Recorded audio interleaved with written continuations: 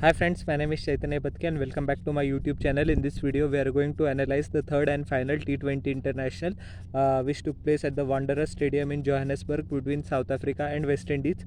Historic series victory for West Indies, their first ever in the white ball format against South Africa, whether T20 or ODIs.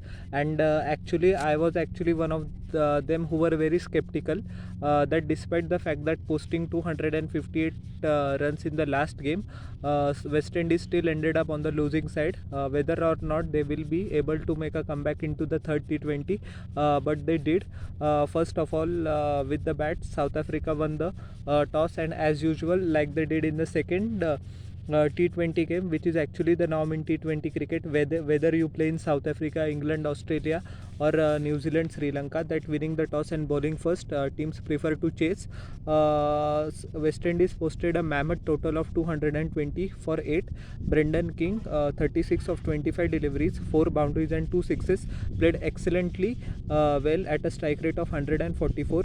He was undone by the sheer pace of Heinrich Nortje. Kylie Mayer scored 17 of 10 deliveries.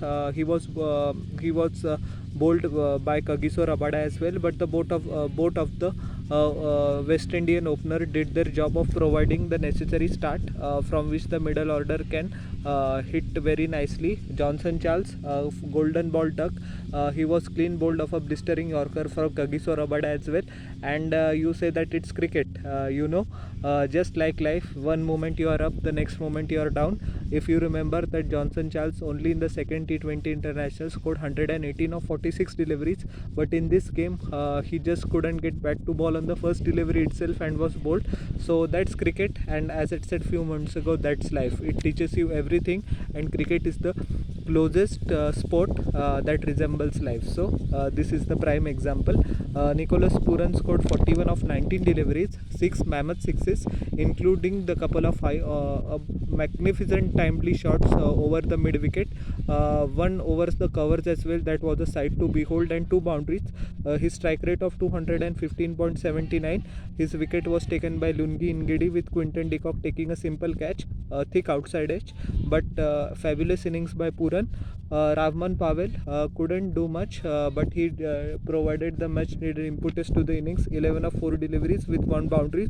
He was bowled by Eden Markram, and a very courageous decision by Markram to bowl himself, because on this sort of a ground in Johannesburg, it is always a risk that spinners could travel if even if the ball is not middled by the batsman, because the length of the ground is very small. So excellent decision by the captain to thrust himself into the action. Raymond Refer scored 27 of 18 at a strike rate of 150, 2 sixes, 1 fours. He was run out, unfortunate to be run out against the run of play by David Miller. Jason Holder scored 13 of 9 deliveries, which include 1 boundary. His wicket was taken by Heinrich Nortje, with David Miller taking the catch in the deep. Roston Chase scored 6 of 5 deliveries. Ngidi once again picking up the wicket. Klassen taking a simple catch. Romario Shepherd once again showing why he is one of the most talented individuals. 41 of 18 in large deliveries, and his strike rate was exactly 200 in this one. 44 of 22 deliveries not out, 3 massive sixes and 2 boundaries. And ALZARRI Joseph also wielding his willow towards the end. 14 of 9 deliveries, boundary and a 6 apiece.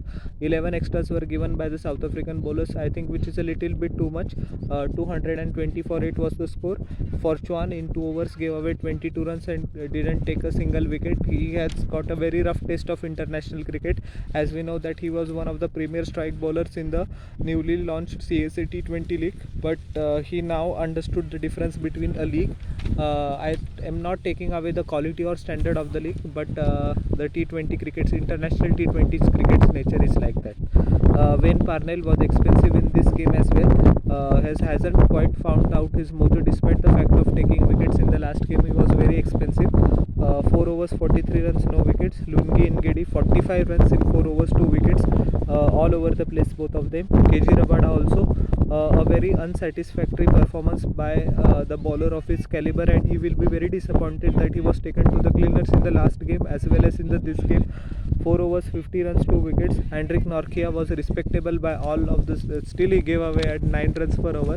4 overs 36 runs, 2 wicket. And Markram 10 and a half, 2 overs 21 runs, 1 wicket.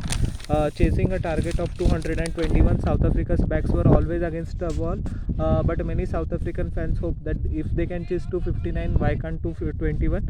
But Quinton de Kock actually couldn't get going at all in this game. He was struggling for timing right from the onset, and he was eventually dismissed by ALZARRI Joseph. 21 of 21 deliveries, which included 4 boundaries, exactly opposite as compared to his last inning. His strike rate and his overall demeanor as well was not looking very good. Reza Hendrick once again 83 of 44, showing his class. 11 magnificent boundaries through the covers as well. Through the leg side he played excellently well. Towards mid wicket he has improved his play by leaps and bounds, and South African selectors should persist with him that they have now decided to overlook Temba Bavuma from the T20 format. Excellent decision. At least the potential and talent of Reza Hendricks is not going to waste. 188.64 the strike rate. He was undone by Joseph as well, with Powell the skipper taking a fine catch in the deep. Not easy these months, but credit to Reza Hendricks. Russo played well in this game. He is not consistent, as we know. He is one of the most magnificent strikers of the ball. 42 of 21 deliveries, 3 sixes and 4 boundaries. His wicket was taken by Jason Holder, and the West Indian camp heaved huge sighs of relief. Miller 11 of 11, just like Quinton de Kock couldn't get going in this game. Dismissed by ALZARRI Joseph once again. Aidan Markram, he was not out of 35 of 18 deliveries, which includes 4 boundaries. His running between the wicket was very good, but more was needed despite the fact that his strike rate of 194. Hendrik Larsson 6 of 2 deliveries, first ball 6, second ball out, but once again Joseph had a field day. 5 wickets, one of the most magnificent bowlings and one of the most magnificent spells of all time.